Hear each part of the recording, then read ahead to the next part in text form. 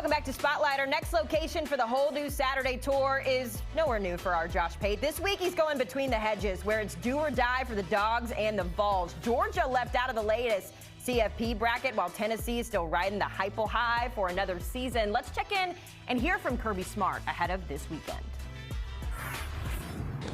I don't ever take those approaches. I don't think they're the right way to go about things. I think you're trying to win your conference all the time, and to do that, you got to win your games at home. You got to play well on the road, which we have and haven't. We've done both, but I like making it about who we play and how we play, and less about just outcomes. And for more on the matchup, let's bring back our Josh Pate now to discuss. Josh, before we look ahead to the matchup, we obviously have to go back and talk about Georgia's big loss this weekend. It was Ole Miss, the impressive one in that matchup. Lane Kiffin's biggest of his coaching career. It was such a big win, Josh, that even the Georgia players were caught celebrating with Ole Miss in that one. We had Kirby address that. But how do you move past this if you're Kirby Smart's squad? It's what they preach the entire spring and summer. It's next man up. It's next play. It's all that stuff that sounds like a cliche, Haley, until it's actually time to put it into practice. There is a competitive character. From watching this team as well as I do over the years, there's a competitive character. There's sort of a different cloth that Georgia football under Kirby Smart has appeared to be cut from. And that's kind of been temporarily called into question this year with this team. I won't say the program's called into question, but that answer, that different gear that we've come to know them to have, it hasn't shown up at times. It didn't show up last week. They didn't score an offensive touchdown against Ole Miss last week. And so now your back's against the wall. You're in what I like to call wounded animal mode, which in years past is where this Georgia team rarely was. And if they were, then they'd come out firing and they'd make a statement. And it's statement time. I don't know how else to put it. It is statement time. It's kind of do or die time for them. Did we give Georgia the dynasty title too early here? Because I know that that run that they went on over the last few years has been impressive, but now at this point of the season, do you think that was a little early from us as the media, I guess? I don't know that I ever use that word with them, because I don't know that I think that way about them. I don't know. Maybe the word dynasty just needs to be put to rest in college football. Yeah. I think of dynasty, I think of Saban and like a decade plus of being the number one program in the country. You can't have a dynasty born in a few years, only because part of being a dynasty is proving that you have sustainability and the way to stay on top for a long period of time.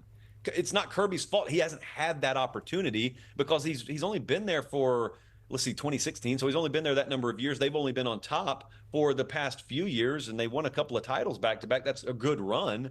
But a dynasty, I don't know that I ever even broached that with them. And it'd take a while longer from now before I'd broach it with them. All right, just something to keep in mind as we go into this matchup. If we talk about it for Tennessee, they come into this one coming off of a drumming of Mississippi State, but a developing story, of course, coming from their quarterback. Nico Iamaleava is dealing with a concussion.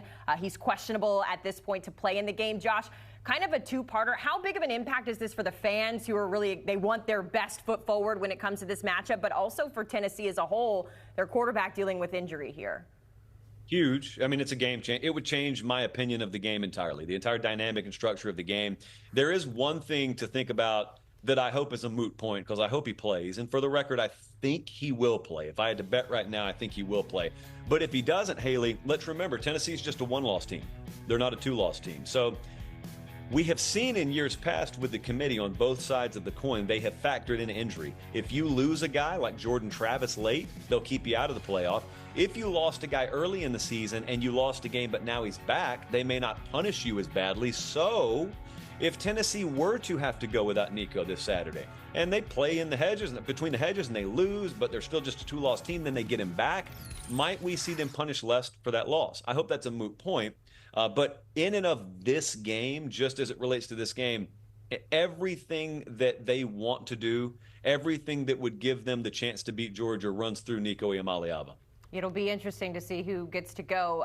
But if we kind of talk about the dynasty, Tennessee not quite a dynasty yet, but they are playing in their third consecutive 8-win season under head coach Josh Heupel. They're now looking for their highest AP road win since 2006. Ironically, that came against number 10 Georgia. I want your perspective on how prepared you think the Vols are. But before we hear from you, let's hear from the head coach.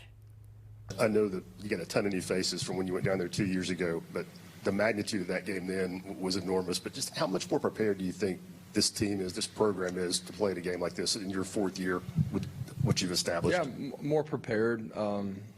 We've been in all of our systems longer. This football game is different than the last one.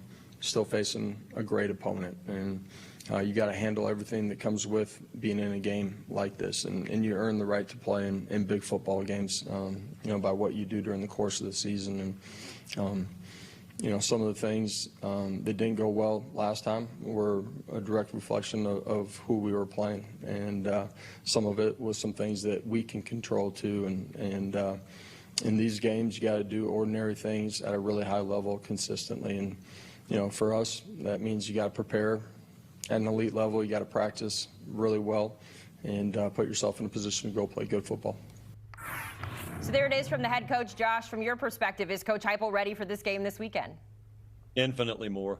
This Tennessee team is markedly better, I think, all around than the one they took in there 2 years ago. I don't think they're facing a Georgia team the caliber of the one they faced 2 years ago. I was at that game. It rained. It was nasty. And Tennessee had just beaten Bama a few weeks ago, and they got suffocated. They never had a chance. This is different, Haley. I'll tell you why. They probably have the better defense in this matchup. If Nico plays, based on what we've seen from Carson Beck, it's possible they have the quarterback edge in this game. Here's the difference. Tennessee has been a much worse team on the road to this point under Heupel than they have at home. If he's right about the preparedness and the capability, then they'll look the same on the road as they have at home. I'll tell you a couple of other things to just keep an eye on. Nico has had a lot of deep shots called for him this year. Had a lot of them called against Alabama in the Bama game. Now, they ended up beating Bama. They could have blown him out. There are guys wide open. If you go back and watch that all 22 in the secondary, and he didn't hit them, he will not stop calling those plays for him. If he hits some of those against Georgia early, if he hits explosives against Georgia early, it forces that Georgia defense to loosen up, and that's when Dylan Sampson Jr. can take over a game. And Tennessee has not run the ball well against Georgia. If that changes, the game changes. And then on the other side, that defense Tennessee is going to bring in there is very deep and multiple. They can rotate in waves. Ole Miss stopped Georgia's run with 4. They didn't have to dedicate any extra help into the box. If Tennessee can do that, it makes Carson Beck just as prone to throwing interceptions, throwing into added coverage as he has all year. And the line on this thing's like 9.5 or 10.5, depending on where you look. I just don't know that there's that big a gap between these two teams right now. Yeah, we just saw the number 10.5 for Georgia is what we're seeing right now. To your point about Nico, he's coming off of a 73-yard touchdown pass, the longest of his career. So they're going to keep calling the plays. It's going to be important to see if he is in this matchup. And Josh, to take it a step further, Heupel can become the first team to defeat both Alabama and Georgia in the same season since 2019 LSU. So I got to imagine that's playing in their head.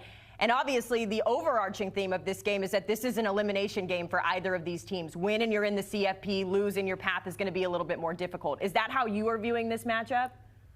I think it's an elimination game for Georgia. I don't know that I view it that way for Tennessee, only because then we'd enter into that nebulous territory of, well, we think Alabama's in the playoff, and Tennessee yells, okay, but we beat Alabama.